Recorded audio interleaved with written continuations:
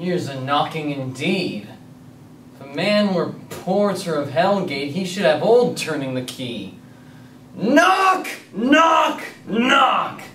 Who's there in the name of Beelzebub?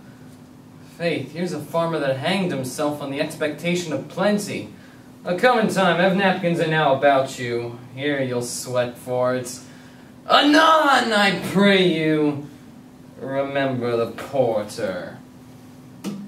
The proceeding was a part of the Porter's monologue from Macbeth by none other than Mr. William Shakespeare.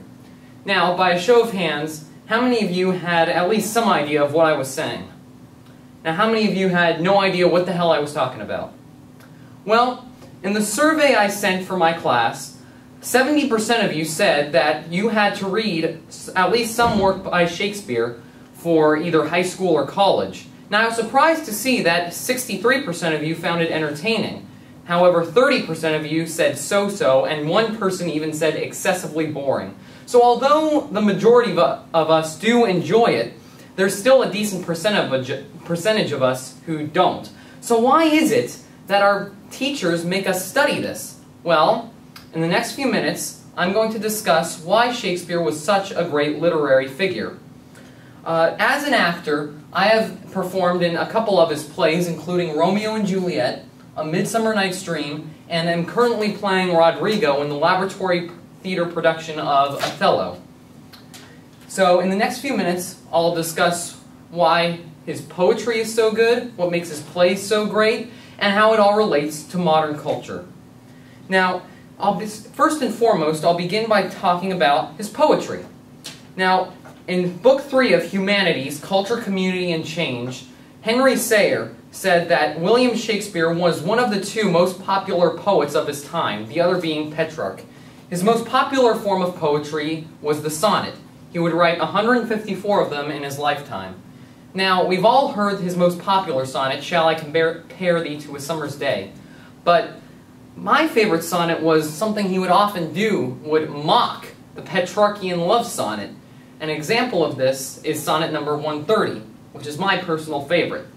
My mistress' eyes are nothing like the sun. Coral is far more red than her lips red. If snow be white, why then her breasts are dun. If hair be wires, black wires grow on her head. I have seen roses damasked, red and white, but no such roses see I in her cheeks. And in some perfumes is there more delight than in the breath that from my mistress reeks. I love to hear her speak, yet well I know that music hath far more pleasing sounds. I grant I never saw a goddess go. My mistress, when she walks, treads on the ground.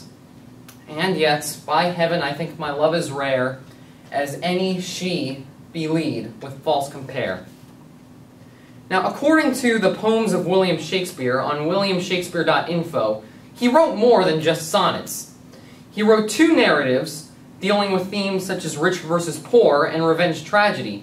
Also, in the 1599 poetry collection, Passionate Pilgrim Poems, scholars believe that 5 of the 20 poems in that book were written by William Shakespeare.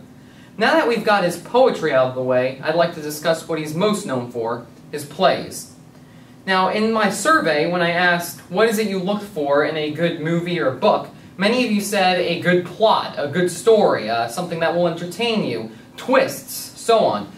Well, in The Essential Theater, the textbook, Dr. Brockett describes Shakespeare's plots as similar to modern soap operas. Consider Twelfth Night, for example, where the basic plot line is this guy loves this girl, but she loves him, and he loves her, and bleh.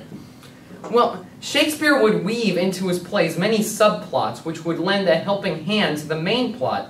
Another thing he would do is he was very clever at making us like the hero in his tragedies. So when we would watch the hero's downfall, we'd feel a tragic emotion inside of us.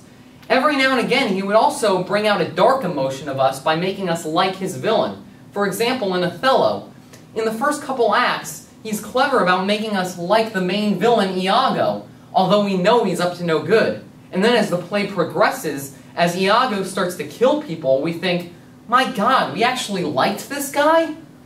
What are we?